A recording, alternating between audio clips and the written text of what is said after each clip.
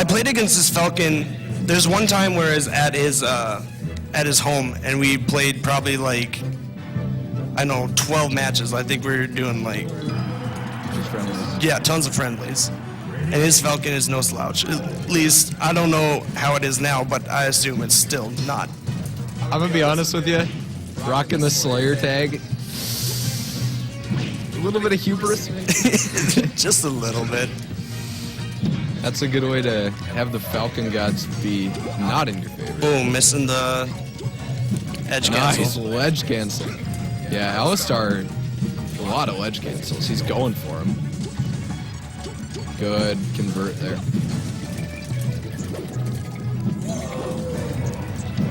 Man, these guys are raptor boosts. Yo, Barry, we gotta make a rule. In the best of fives, one match has to be played on Mute City. I'm not kidding. That'd be so awesome. I would also agree with that.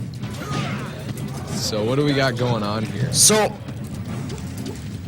a lot of times, at least this, my opinion is, I feel like a lot of times as Falcon, you know, when you're playing against other characters, you're gonna wanna, you know, nair like through someone's shield instead of right in front of them. Right, kind of like overshoot your nair. Right, but I feel like in this matchup, going too far can get punished pretty easily. Back air out of shield. Yeah, a back air out of shield, or even like a reverse knee.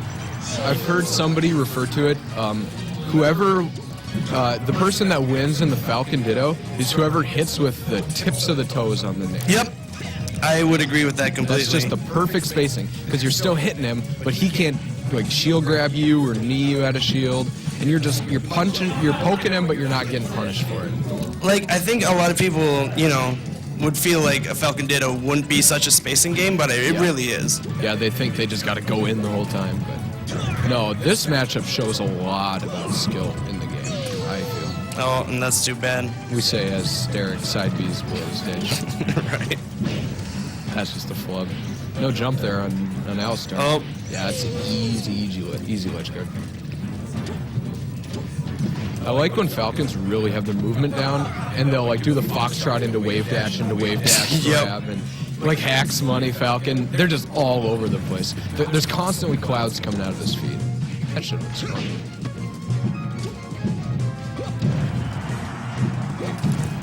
I was talking to Alistair earlier, and he was saying that, and we were just talking about how, like, a lot of times, like, you feel like as Falcon you like need to do something, and your nerves kind of get ahead of you. Yeah, that happens to all but the best Falcons, I feel. Yeah. Just after a while, you're like, I'm so fast, I gotta do something. Yeah. And you crash into just this wall of, like, approach stuff. Yeah, and, like, you end up doing things that, you know, you really shouldn't do, like full hopping instead of short hopping, or full hopping too soon, it's you know, for your knees. It's the double-edged sword of the Falcon player.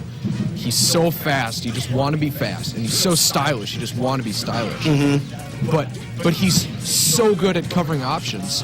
But when he does, he plays so lame. He's just so boring. Like, he's worse than Sheik when he's playing to the fullest visibility. So, yeah, it's a conundrum for Falcon players. I'm glad that Hax is back on Falcon, though, now that he can't play Fox anymore. We're seeing some... I've been watching some, like...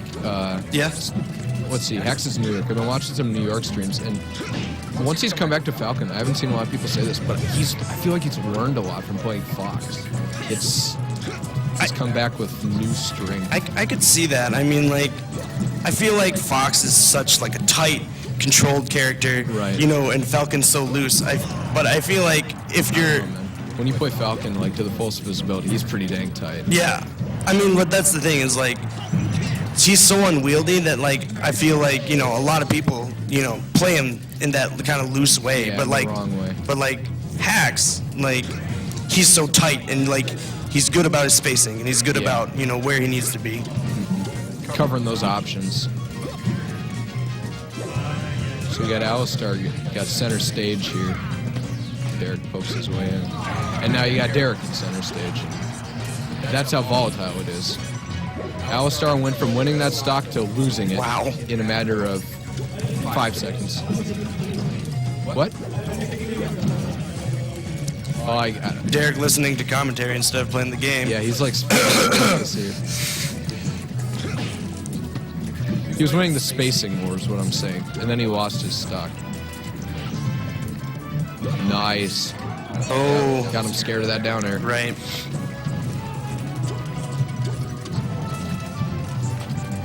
Wow. I like that too from Falcons when they've got a read on where their opponent will be in the bottom platform, and they'll drop down with an aerial right on that spot and just clip them. Yep. Fast up airs, knees sometimes. Good knee. And that's something that, like, at least as a Falcon player, I had started practicing a lot more of is, the falling aerials, falling up air, especially with how much range the up air covers, Yeah,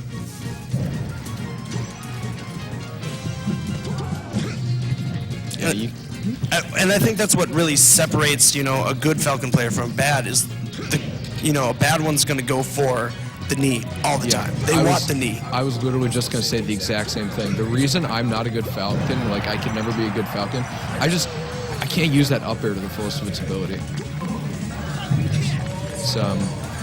It's pivotal. It's so versatile. You can scoop people up with it. You can make it so people can't come down. You can air wobble the rest. I'm really bad at that.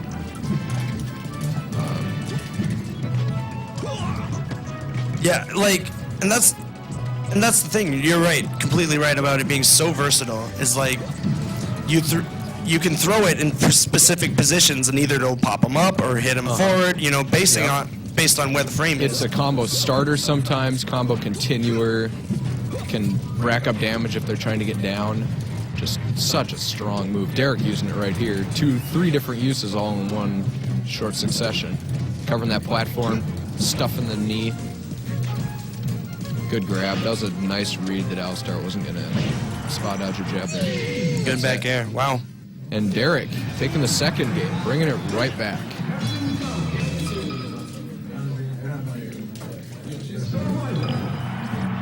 Yoshi's story. This guy's gentlemaning to Yoshi's. And I'm going to say this right now. One of my favorite places to see Falcon Dittos. Yeah, you like this stage? Because stocks are quick. Oh, yeah. They're quick. Yeah, you got to be on top of the guy. Like, you got to in order to use this stage to your advantage, you can't run around. You got to smother. And that's the cool thing is that's what you'll see. It's kind of crazy how different stages will affect the matchups in different ways. You need to let someone in. You'll see the same characters on different stages having completely different dynamics based on the stage. Yep. Also, I love Shy Guys. Just the Shy Guys.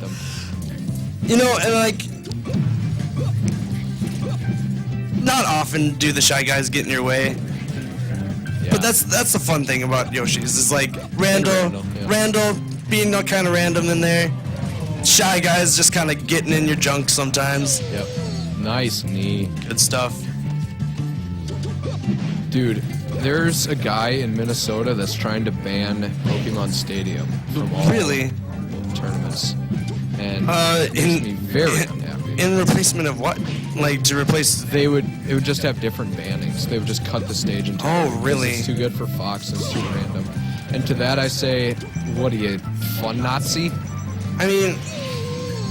The game has been balanced for over 10 years. What do you? I guess I understand it, but I don't see why you would change it. No. I guess if you really have that much trouble with the transformations, and the only thing I could really think of that would be the biggest con for me is that lip.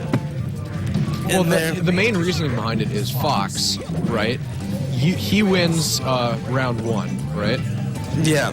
And you say, okay, I don't want to play on Yoshi's Story because Fox is Redinky Donkeys on the stage. He goes, okay, Pokemon Stadium. Right. You say, okay, I don't want to play in Pokemon Stadium. He goes to Yoshi's Story. Right. And Fox doesn't have any bad matchups. That's the main rationale behind it. But then you look at the numbers, and it's less than 45% of all players in tournaments are Fox players, or something close to that statistic. It's 40%-ish. He's not dominant. Right. And I don't know. It's just like there's only so many tournament viable stages. It's just Right. like what you And just the banning system works for pretty much every other matchup. yeah. Like I mean, I'd be more willing to like add back old stages than I would would add be. back F-Zero, Yeah, like Mute City. You know, I'd be willing to bring back. but how is Mute City any better in Pokemon Stadium? Yeah, I don't know, but like Because Fox is even crazy on that one too, because you can't sweet spot to avoid the shine spikes. right. It's a lose-lose-lose. Can't bring back Pokefloats. Wait a minute. Or can we? I think we're onto something here. Legalized Pokefloats movement, Fargo. And that is that stuff. And I completely blanked on the entire didn't game. watch the entire match.